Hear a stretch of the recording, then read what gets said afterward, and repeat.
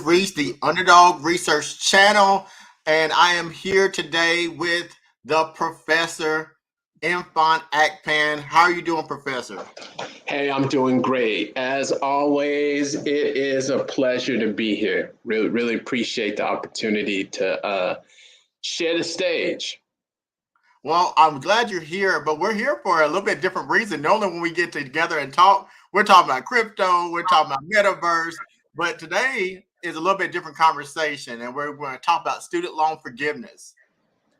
And the reason I think this is an important conversation is everyone has been seeing this in the news, Professor. We're seeing what they think the Biden administration might do with the $10,000 for families who make over 150,000 if you're single, 300,000 if you're married, and I feel that a lot of people are missing the message that there's something you can do right now for many Americans to get rid of their student loans or be on the way to get rid of them. And that's why I want to talk to today before we have our webinar. Does that sound good with you?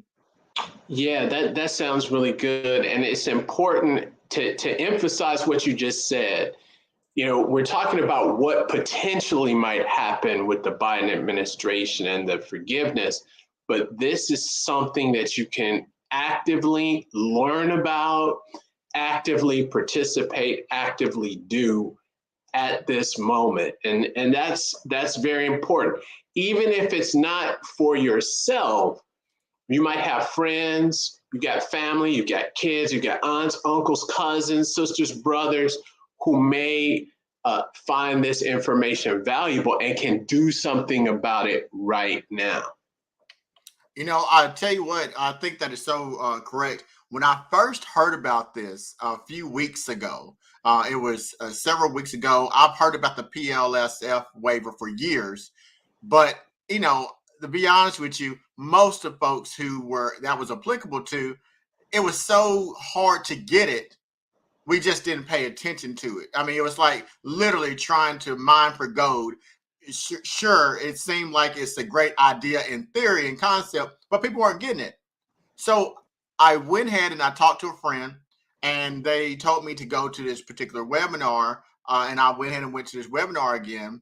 And I'm telling you, by the time I finished this webinar, I was addicted. I mean, all things student loan forgiveness. I'm sitting here digging up laws, I'm researching Congress, and then I found out all the information I had. And I'm like, why is everybody sitting on this? Like, this is huge. Why is everyone sitting on this? And so I want to talk about that briefly because this weekend we have a series of events happening. For those who don't know, the professor has started, and I have started the conversation about student loan forgiveness. The professor is taking the angle where he's going to be looking at 501c3s, nonprofit organizations, and he's going to talk about why that might be important, and we're going to connect that.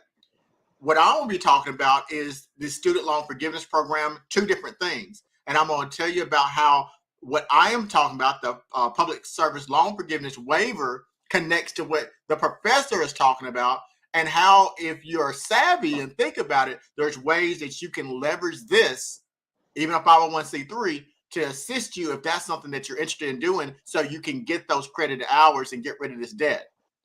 Now, there's some questions here. People have been asking. This is the pre-webinar, so I won't be able to give you all of this. This is not a supplement for our webinars. I really encourage you to attend. But here's some questions that come up. And Professor, you don't mind, I'm going to shoot out some questions and let you talk about it a little bit. Okay, this sounds good. So let me pull up some questions here that have been asked. People have asked me comments. So let's start off with, Professor, can you give your educational background, and I'll give my educational background for those who might be tuning in who don't know us and want to know why we're talking about this stuff. Yeah, so my educational background is accounting. It's so from MBA accounting, master's accounting, doctoral is accounting, and I'm an accounting professor. So I would say that's my focus. If you ask me what my area of specialty, because I had this conversation before in accounting, it is financial accounting. So I have a financial account which deals with the preparation of financial statements as well. So Thank you. That was a Wow. good question. I think that's really applicable. What you think, Professor? Debt, student loan, and accounting. I think they go hand in hand. Yeah, it ties in. It ties in. And for those who don't know me, I'm definitely not even close to the same level as the Professor Empire Akpan when it comes to all things business and accounting. My specialty started out in legal field and legal studies. Then I've always had a technological background as a researcher and also a technology specialist. So then I went to became a digital forensic scientist in my master's, and I continued my education, currently pursuing a doctoral degree in innovation and technology management with a specialization in information systems. So I'm all about data. I'm all about databases. I'm all about getting research. And then I have all these other certifications that are really not applicable for today. But I think I've been a student for such a long time that I thought this might be important. Now, there's a lot of student debt out there. In fact, I did statistics beforehand and I looked at it. According to the latest statistics in 2021, United States of America has $1.7 trillion in student loan debt. That's $1.7 trillion. And just so you know, that relief is quite a bit. Now, the conversation that's happening right now, there's a little bit of misinformation I want to clarify, and I want to get that out the way. There is a conversation that people are not eligible to get the um, student loan forgiveness. And what they're doing is some people who have already paid off their student loans are saying, hey, why should others get the student loan forgiveness? I worked hard and I paid off my student loans. And that's all fine and dandy. And let people have that dialogue. But this has zero to do with whether or not you paid off your student loans. Let me tell you what is happening. The PLSF, the Public Service Loan Forgiveness, PSLF, was something that was started in 2007 by then President George W. Bush. Now, this particular field of was for people who decided they would work for the federal government for 10 years, federal, state, or local. And if you did the service for 10 years and met around 120 payments over that course of time, as long as you met these specifications, you would get the remainder of your debt forgiven. Now, I want you to understand that's contractual agreement. The Congress created this, the president signed it. This is a law. This came into effect. We as the American people said, we want to take care of our service members, our teachers. We did this as a people. Now, here's the problem. Those individuals who signed up in 2007 to do that, who are a part of this law, any American who decided to be a part of this, in 2017, you should have had it discharged as long as you met the specifications outlined by Congress in the law. The problem is 99%, according to the latest survey done in 2020, 99% of the individuals who applied were denied. Now, today is not the day I will go in all the reasons they were denied. But here's some things that happened. The loan servicers were not giving the people the correct information. That was a big issue. Navient is one that we talk about, and they were steering people in forbearances. You might say, well, what does that matter? The reason that mattered was because if you go into a forbearance or a deferment, it did not count towards your 120 payments. Therefore, if you had low income, like a lot of government workers have, you could have got a $0 payment and it would have counted towards your 120, but you got steered into a situation where you thought you was getting help, but you wasn't getting help. The reason that was happening was because there was an incentive for the people, the loan servicers, to get you off the phone faster. The faster they got you off the phone, the more bonuses they would get. This was according to a lawsuit with Navient. Now, they were found, as a tort, they said, okay, we participated in this, and it's called forbearance steering. So now what we have is this.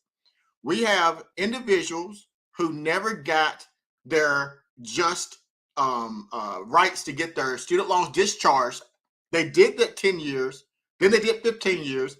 They continue to serve, but they still have to pay for something that the president and the Congress had promised to do in law, and 99% of people didn't get it. 664 people get it out of 54,000. Now, part two.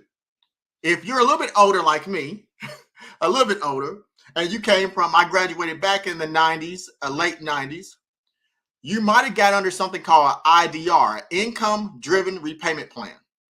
Now, whether you knew it or not, if you got under this payment plan, it said, this is again, the federal government, Department of Education said, if you make payments for 20 to 25 years under an income driven repayment plan, the federal government will wipe away your student loans. Here's the problem.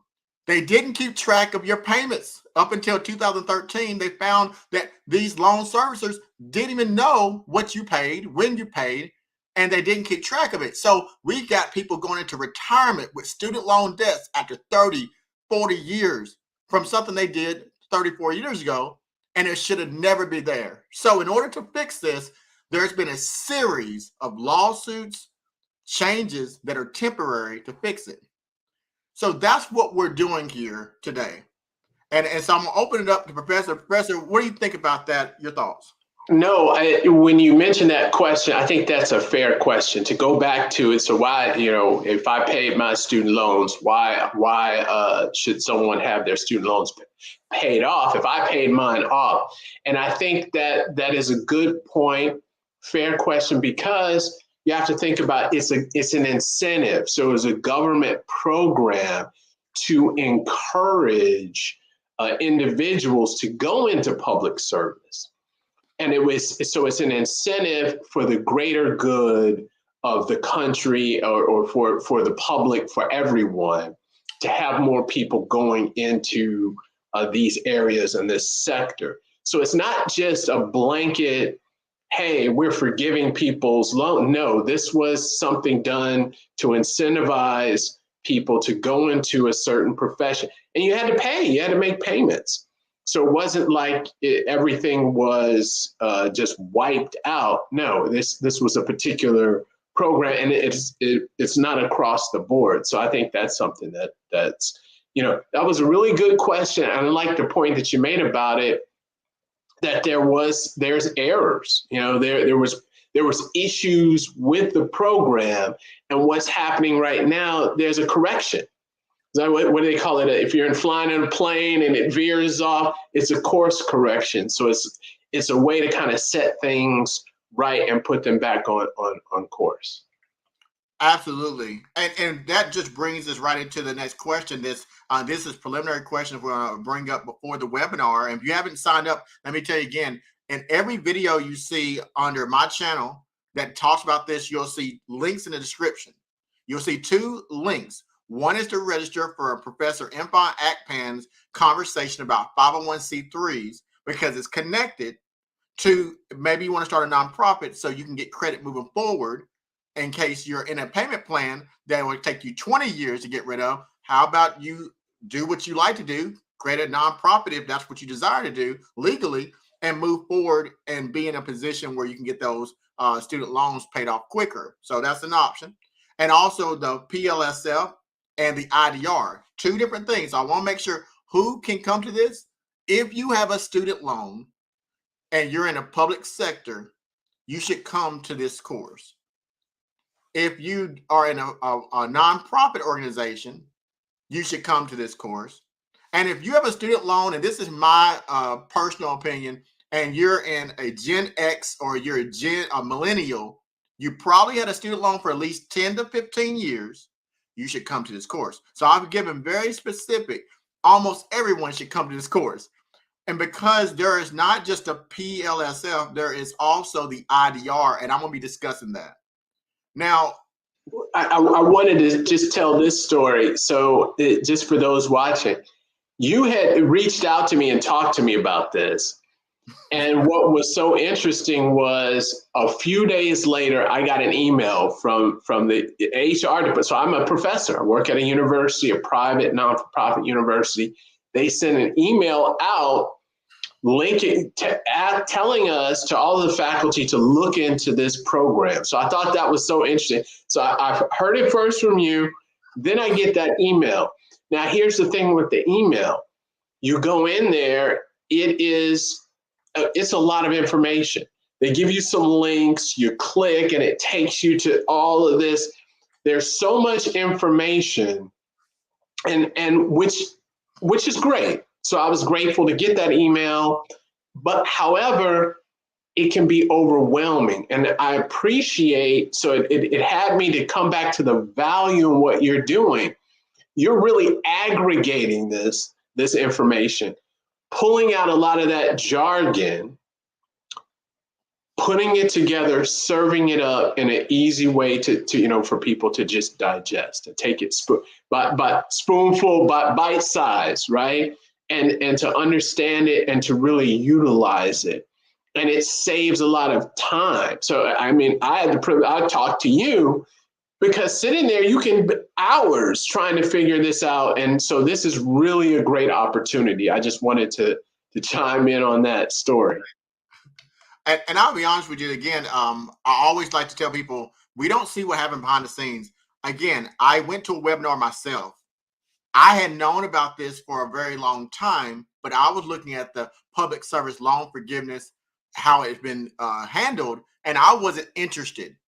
But when I went to a webinar, it excited me. And I'm like, man, they gave me this much information. So I have now clocked in over 80 hours of research and over 730 pages of documents, and even went into the legalities of it.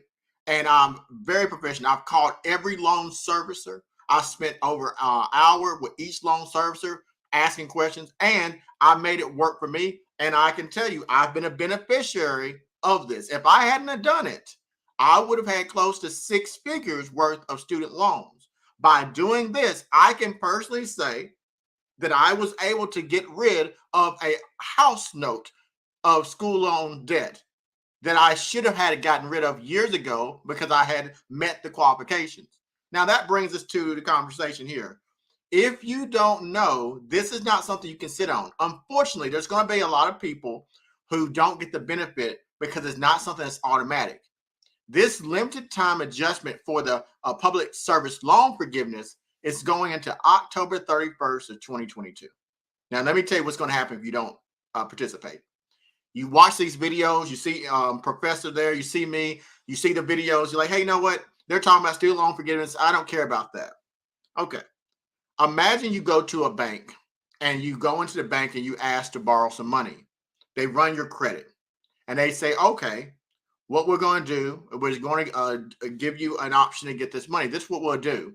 If you come into the bank and you apply by next Monday, we'll give you $100,000.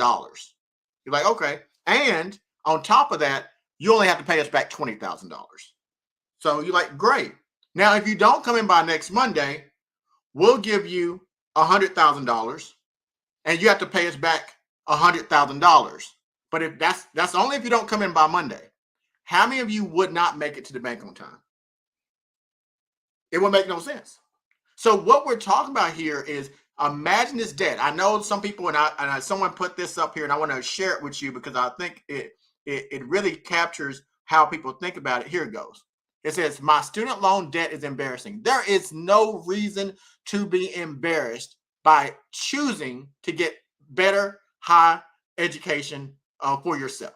If you want to better yourself, you should do that. And I understand that a lot of people look at their student loan debt as a shameful thing. But here's the reality.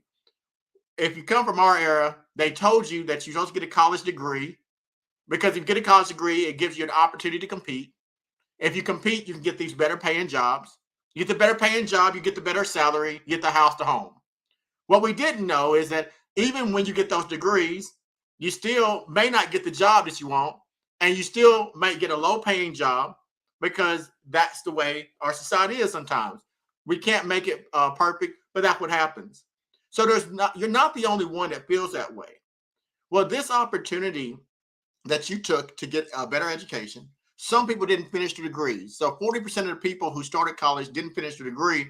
You still have student loan debt, and it's not going anywhere.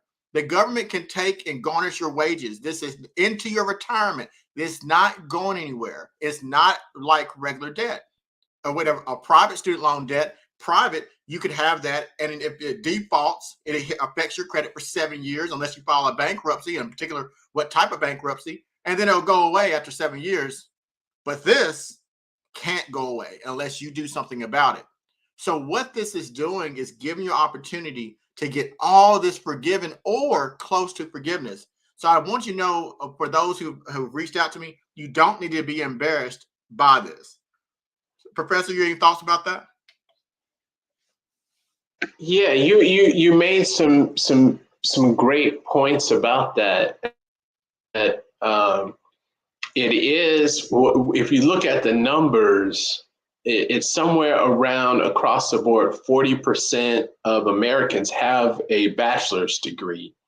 And then, but when you look at it from the other side, it's around 60 something percent that have some college. So that means either, a 2-year degree or haven't completed that 4-year degree. So now you've got a majority of people who have some college, and that can be challenging because you may have people who haven't finished the degree, but they do have that debt, and they're not able to benefit from the higher wages or from having that bachelor's degree or attaining that. And so I think that is important and something to think about, but you're not alone. So it's, most people are there.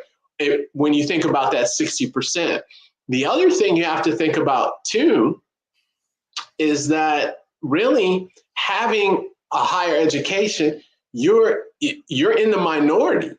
So it's about 36, I think, percent of the US population has a bachelor's degree. And when you go to master's degree, it's even lower. I think it's about 18%. And then you get to PhD, it's around close to 2% of the population. You go into the world, you look at the planet, 10% of the people on Earth have bachelor's degrees. So it's around that. So you're having that degree, it shouldn't be something that you're embarrassed about. It should be something, you should think about. You're improving, you're working to improve your situation. I think the key is to understand that this is an opportunity to correct some things that went wrong before. This is an opportunity, and it's not a lot of times we say, well, when it's with the government, we're going to have to fill out all these forms and we're going to have to do all of these things. It's not that much of a tedious process. It's really, looking at it, going through it, it's not that hard of a process to look at, but definitely it's something not to be embarrassed about. So someone asked, what will happen if I don't get started? So again, I'm not here. I tell this when I talk about crypto. I'm not here to hype a project. I'm here to give you researchable facts. This is what will happen. This is the largest expansion in the history of the United States to get as many people out of student loan debt as possible. This has never happened. And it happened because of the COVID-19 circumstances. With the Americans First Act, under that, the provision of COVID-19, which I'll talk about. And it gave the president a very unique opportunity to do stuff with educational loans and debt than anyone else has ever been able to do. Now, they believe that October 31st, 2022, that's going to be the end of this pandemic aspect of this bill. So what they've done, without having to literally create ways to clear debt, they're opening a broad horizon. Literally, it's almost, if you have two eyeballs, then you can get this forgiveness, because they've utilized the structure of the program and expanded it. So past payments, forbearances, deferments, there is so much to it, and that's why I got to go through it with my webinar. Now, what the professor said is so true. I thought to myself, why would I need to do a step-by-step to tell people about the process? It's virtually one form, which is even changed from used to be two. Here's what I found. Although it is one form, if you fill that form out incorrectly, something as simple as the signature, the nomenclature of what you use in a language, the way you make your dates on the form. If you're military, you don't have a human resource department. If you're a veteran, how do you verify your employment when you've been out the military for a long time? There's all these nuances that will keep you from making the deadline. So what I did was create this compiled, aggregated information, as the professor said, and I'm going to walk you through it so that you can go and get right to what you need to do. I'm going to throw a little hint. For example, there's a way that you can use a complaint process with the ombudsman to get credited where you wouldn't have got credit before. These little nuances aren't going to be told to you by the loan servicers, because in the 5 loan servicers I talked to, every single one gave me the bad information. I have yet to talk to one loan servicer who gave me the correct information based on updated information. They're people and they don't know yet. And that's the disservice. I don't want anybody to suffer from that. So if you don't get started, you won't get these extra credits that you can get towards your student loan payments.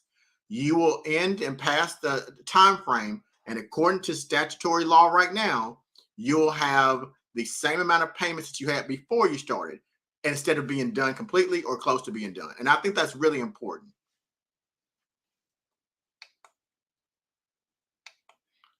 And let me jump to this. I'm going to jump to a few of these.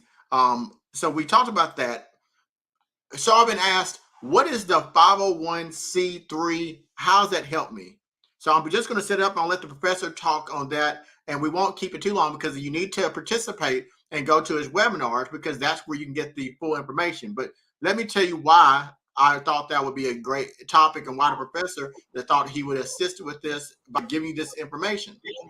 The provision of the public service loan forgiveness says that if you are a 501c3 that provides specific types of duties in the community, then you can get student loan forgiveness and get your loans paid for in the same amount of time, 120 payments. Now that's huge, because if you're not, and you're not a public service, and you're not in the 501c3, you got 20 to 25 years to pay off your loans if you do the IDR. We can save you 20 years of your life if you consider looking at that route. So, Professor, you want to talk about that really quickly? Yeah, and when we talked about this, I thought this was very interesting because from my perspective, it's important to arm yourself with information. And the more you know, the better you are well off, as well as those around you. And I think understanding how this works, what a nonprofit is, how to set it up, how it can benefit you, and not only you, but your community, your family, and why this whole why this is set up is to incentivize and to encourage you to do certain type of activities for the public good.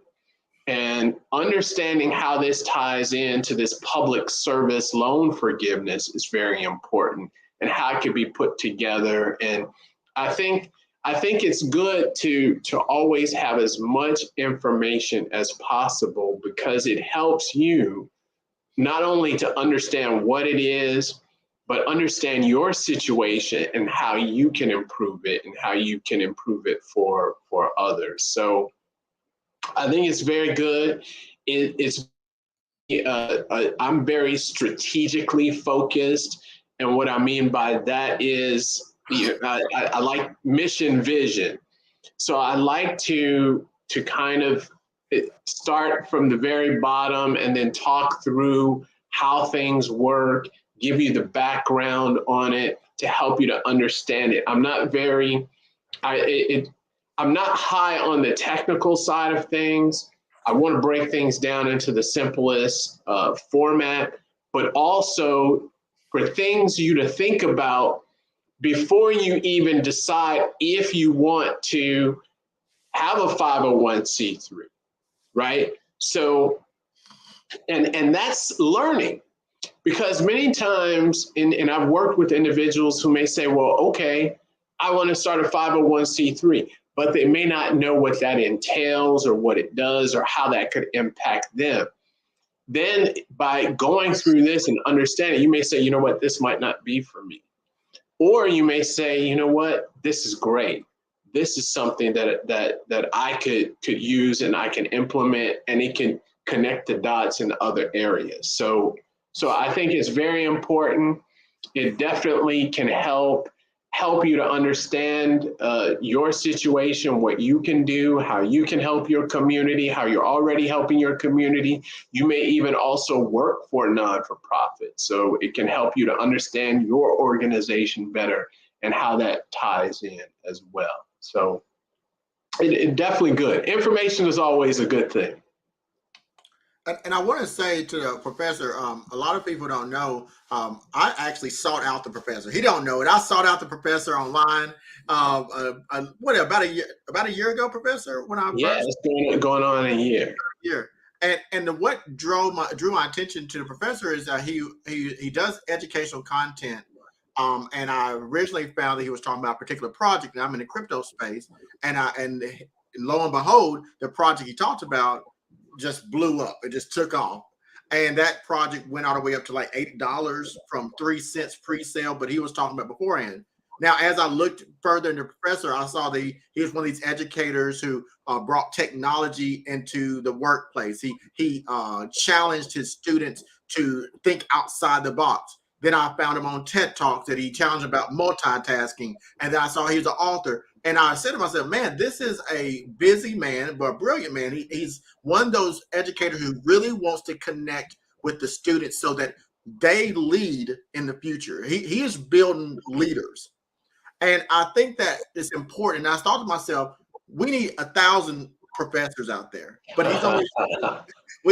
you're only one person. So when you're thinking about these nonprofits, one thing I encourage you to do is I want you to see the benefit. It's not just a quote loophole in order to get a benefit. This is gives you ability to give back to your community. So if the professor was to go to the inner city and he was to teach other teachers how to bring technology into their school systems and innovate the inner city schools, and he was to start his own nonprofit, and he got donations and such so he can bring other teachers around the United States to do that. See, that's something he's passionate about already, and he can create 1,000 more professors. And it's also something he's passionate about. So for me, I look at this as an opportunity. When you go to the professor's live stream and webinar, I see this as an opportunity for you to also engage with the things that are important to you.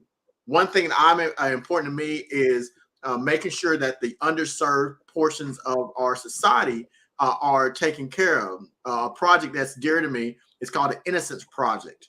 If you're not familiar with it, the project is about eyewitness testimony that has incarcerated individuals who are on death row, and then from DNA exoneration, found out that they were not guilty. In fact, they found that 70% of the people who were accused using science, eyewitness testimony, were wrong. Unfortunately, it was minorities who were the majority of the individuals falsely accused, which is one of the reasons that I got into the digital forensic scientists, because I figured they need more specialists and technology experts as we move forward to be able to give people justice by having a fair shot in that justice system. Now, that's important to me. So as I look at, I'll be in the professor's live stream, I'm thinking about the same thing. How can I create something that I'm passionate about? And maybe I make a lot of little digital forensic scientists who can assist with that aspect, to ask the questions that need to be asked, to be able to research in this technology world. So I encourage you that don't look at the live stream about student loan forgiveness completely. Look at this as an opportunity to expand what you're passionate about and make it work for you. Yeah, and I that was a good point, and to come in with an open mind. And I think that just to circle back on this, so I enjoy getting on, making videos and creating content to help, because I found that this medium is a great way to, well, number one, you got so many people on this medium.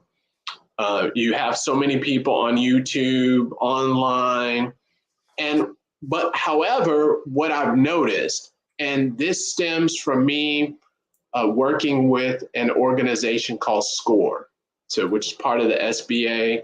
So I mentor business people who are starting businesses or business owners. I volunteer my time and I mentor business owners. Usually, I'd say I have a meeting at least once a week. What I began to see is that I was getting questions, and individuals would ask me questions. But what I saw that was very interesting was that they would ask me questions after they've gone online, they've gone on YouTube, they've tried to look up this information. And the issue is it's too much information.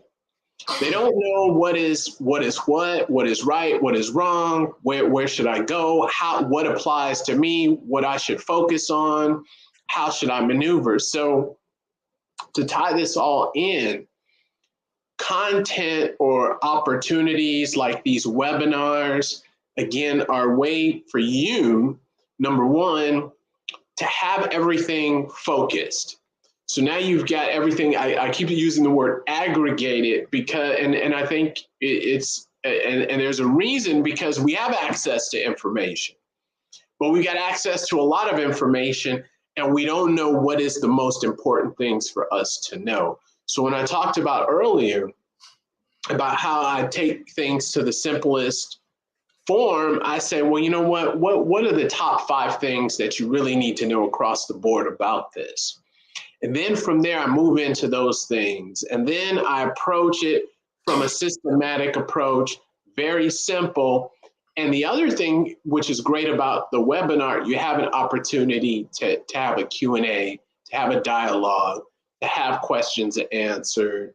That way, you get the information, right? You get the key things you need to know, and then you can find out, how does this help me? Like this question says, how does this apply to me? So you can tie that all in. So I think that's very important.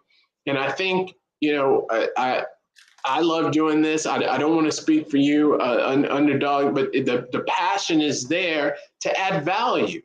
By getting on here, we're adding value. And, you know, for me, like I said, I mentor with SCORE. I meet with one person at one time. Right now, on this video, I'm talking, we've got viewers viewing the live stream. People can view you can reach more people. You can add more value in that way and help as many people as possible. So I think this is something that's very good. I think it's important to know. You may say, oh, well, you know what, I don't want to get, well, you may know someone. And how do you don't know what you don't know, right?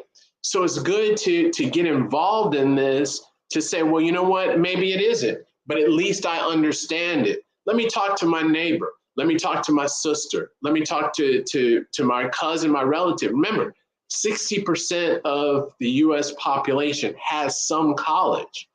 So, and many of those individuals may have some debt, right? May have some debt and may benefit from this. Again, with the 501c3 or the nonprofit, find out about it, understand it. Maybe it's for me, maybe it's not. Or maybe you already have a non-for-profit and you want to just learn something new, right? And understand things from a different perspective. And remember, my focus is on the strategic perspective. And what I mean by that is there's things with non-for-profits. Most of us think about public service non-for-profits, but you can also have a private foundation. What's the difference, right? Most people go to public service, you think about grants and things like that, but there's different areas that you can go. So the aim is to give you something to think about and also to arm you with information and knowledge that's useful and practical. Thank you, Professor. I'm going to answer another question, and thanks for providing that. I think it's important. We just have a few more questions, and I'm going to tell you again, I'll stop you here. Make sure you go to the link in the description of this video, whether you watch it now or later. You'll see the links to both my and the professor's live webinars that we're going to be holding about student loan cancellation, forgiveness, and also creating a 501c3 nonprofit.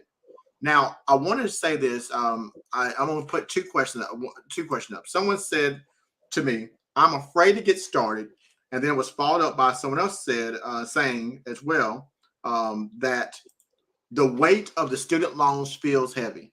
And I take that so seriously. And I want you to know we're doing this because we understand that there's a mountain of debt that it may look like you have.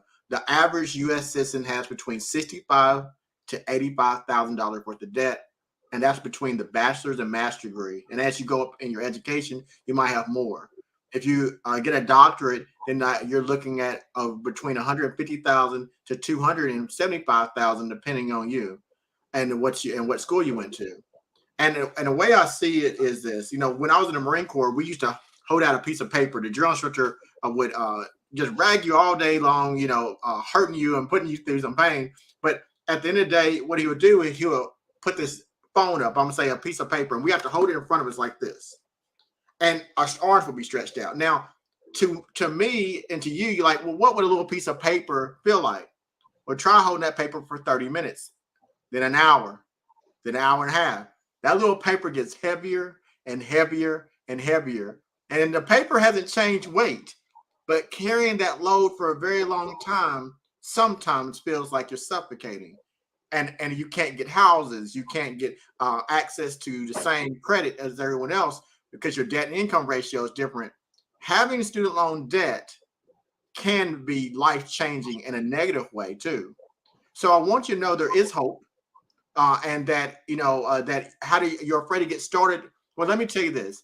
The only thing that can go wrong by not getting started is that you don't get an opportunity to get this forgiven.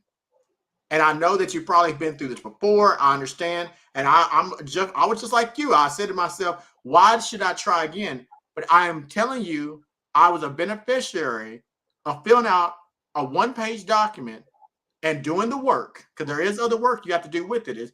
And just so you know, and I was able to put myself in a position to benefit from this limited waiver. And there is a lot of debt out there. Now, there's some statistics I'm going to tell you about from demographic, race, sex, different statistics about student loan debt. And let me tell you right now, there's a lot of people who will not get access to other things in life because of this debt. And we want to do something about it. So do not be afraid to get started. Just don't be the one who doesn't get started, and realize that you're going to still hold that debt moving past October 31st. Either you can get closer to getting it done, or you can do it now, what you need to do, and possibly get rid of it altogether. And that's what we hope for you to accomplish. I'm looking, I think that's almost all the questions. I need to get to one more thing. Oh, go ahead. Can I say something about that? And I think that was a good point. Many times we may look at these things in general, it's like trying to swallow a whole watermelon. You can't swallow that whole watermelon, right? You got to cut it up and eat it bite by bite. And I think that's the point with this. To tie it back to, I think about my classroom when I have financial accounting or accounting 1 students. So these are general business students. Many of them first time taking accounting. They don't want to take it. They're worried, oh, the math, I can't do this, I can't do the math.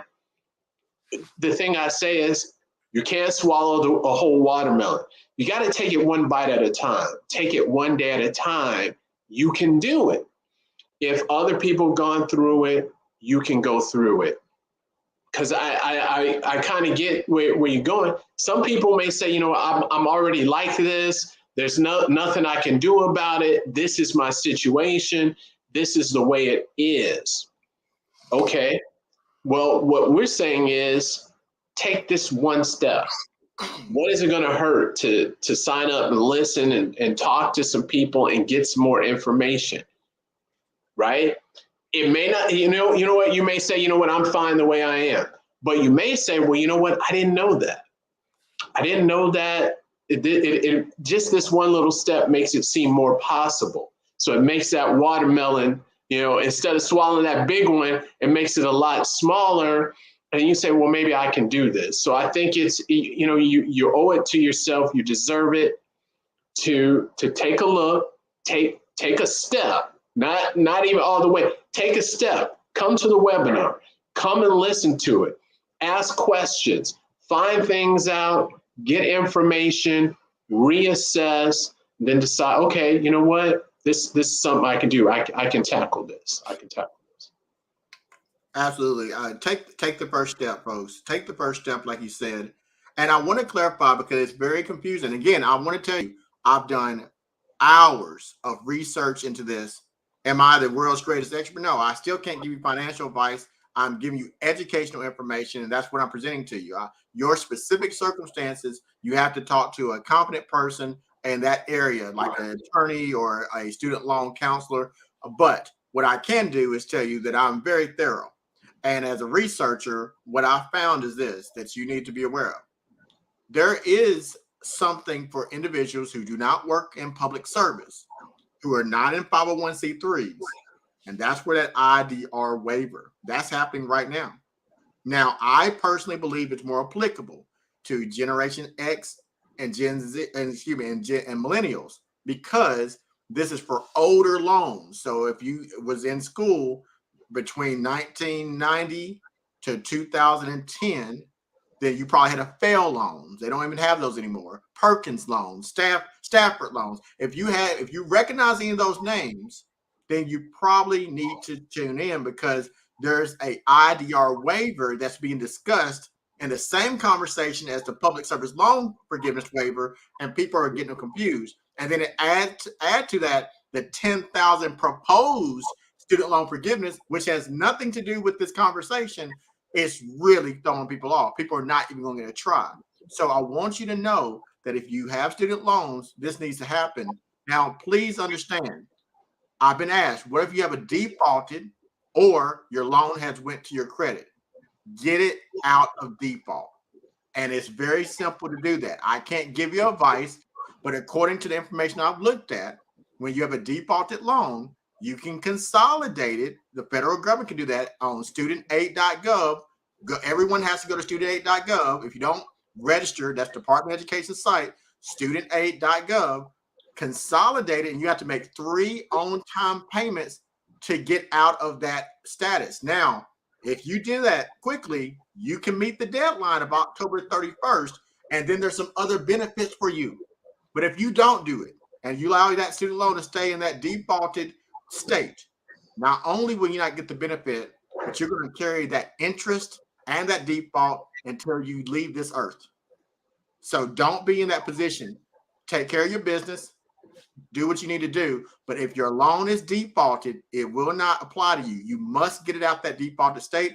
And all you got to do is go to studentaid.gov. And if you have a low income, you'll submit your income and they can work with you. But let's take care of our business. Let's not wait and just throw our hands up. Let's be active with this. All right. I think that's all the questions. So in conclusion, folks, if you're going to go to the webinar, I have 2 webinars, this and then a professor, I think yours is June the 20th. Is that correct? That's right. That's right.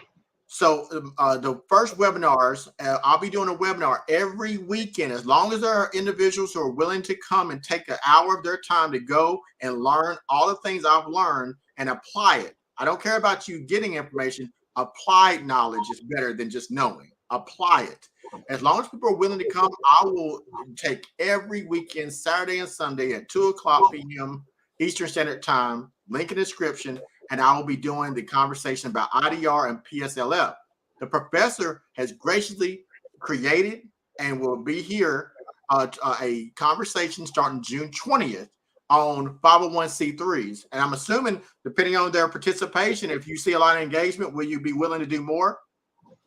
Yeah, definitely. Because people ask, oh, well, why are you doing it? I enjoy doing it. I enjoy engaging outside of the classroom. When I'm in the classroom, it's very academic. And then what tends to happen when I'm outside of the classroom, I'm somewhere, oh, you're an accounting professor. Oh, I've got this issue with my business. Oh, can you help me with this? What do you think about this? What do you think about that? So I enjoy having these conversations and really being able to talk about topics that are practical and can really help people. And I think this is, kudos to you for putting this together and really reaching out and putting that energy to help people and to talk about something that has helped you and helping others. I mean, that's giving back, giving back 101. So really kudos to you for this and taking that initiative. I think it's commendable. Thank you, Professor, and I really appreciate that. And I want to again, before we leave out today, a couple of things. If you go to a webinar, those who've already signed up received an email from me. That is my cheat sheet, and it's basically some basic information you need before you get started. I encourage everyone who listens to us today and those going to my webinar, you must go to student8.gov. If you do not have an account, you need to register. And it normally takes about 48 hours to 72 hours to get your registration, your information, name, social security number. Make sure you're at the appropriate website, student8.gov, no other website. That's Department of Education site, FSA. If you already have an account, then at student8.gov, you're going to see your loans there. Please take time to familiarize yourself with that website. Go to your loans, click on loan details, look at if your loans are in forbearance, deferment, look at their loan history. This matters because as we move, we're playing chess, not checkers. We're putting ourselves in position to win. So we want to make sure that you are so in tune with your own finances that when you're applying, you know exactly where you should possibly be. I think those who go to this webinar are going to be very surprised. I can honestly say right now, from my awareness, I've had an estimated about $500,000 worth of student loans that people have told me that because of the information they've received, it's going to get forgiven. Now, full disclosure, they did it manually, and based on the new provisions, they've estimated they have reached their one that's forgiven. So already in a week, I can tell you that I've been told $500,000 worth of student loan will be forgiven for a 60-minute conversation. If that's not worth it to you, I don't know what is. Now, I want you to get started, folks. This is important. And those that we're called to serve, listen, we always look at the things that happen. Some things are beyond our control. But what we can do is not worry about what someone else says and do what's best for us. No one's going to pay your bills. No one's going to help us unless you help yourself. And that's unfortunate, but that's the way it is. So make sure that you do not listen to narratives. At the end of the day, what is best for you and your family? That's all that matters. What can you do? But if you can contribute by doing a 501c3, then let the professor help you. Well, Professor, that's all I have. I want everybody, I think they got all the information. Is there anything you want to say to your students or anyone who might be listening to you? No, just I think this is a great opportunity, and it's an opportunity to learn. And many times you may think, well, this is the way it is. It's been like this. Listen, one idea, one meeting, one class, one conversation can change your whole outlook and can change your life. So I think it's important to just take that one step, get the information, learn something, marinate, think about it, do some research on your own, and see how this can impact and affect. It's something very good. Appreciate everybody. Appreciate you, for putting this together and having this. I think it's very important. Well, thank you, Professor. I just want to announce I have an individual in the chat right now. They're saying that they're going to sign up right now. Thank you very much. Take action. No one can do it for you, the professor nor I, but thank you very much. Hopefully others follow your example. Links in the description of this video. Tell someone. The professor said, tell everyone. It's not going to hurt you. And we'll spend 60 minutes playing a video game, and we'll spend 60 minutes watching Netflix, and we'll spend 60 minutes going out to eat. 60 minutes playing, we should take 60 minutes to possibly get rid of thousands, tens of thousands, some hundreds of thousands of dollars of student loan debt. It's up to you. Again, I'm going to leave out with this. Please recognize before we leave, last thought, this is nothing to do with the $10,000 proposed legislation that has not been done at the time of which this video is done, 6/10/2022. This has nothing to do with that. So there's no conversation here about whether or not you deserve it. Everyone who's public service worker since 2007 at any point were supposed to have had this happen. And anyone who had a student loan, and you're about a Gen X or millennial, had a loan for 15, 20 years, you have these provisions. Do not make the mistake of getting misinformed and not getting these provisions that you can get. You have until October 31st, 2022. Take action. That's all I have, Professor. And tell them where they can find you at. Oh, you can find me at Infon Akpan on YouTube. Same thing on TikTok and on Instagram and Twitter. So I look forward to hearing from you. If you have any questions, hey, reach out. I'm happy to help and to answer any questions you may have. Thank you, folks. You heard it from an actual professor, expert in accounting. And for me, I'm Underdog Research. This is the Underdog Research channel. Me and the professor are part of the Crypto Intelligence Committee, also a group if you're interested in blockchain technology. And you can find me on all platforms, Underdog Research or Underdog Crypto. And go to the link in the description of this video. Sign up right now. And tomorrow, starting this weekend, you will get that first webinar. Time is ticking. You need time to apply. Trust me, they're going to kick it back if you don't. You need time. Do not miss out. Until next time, this has been your researcher, Underdog Crypto.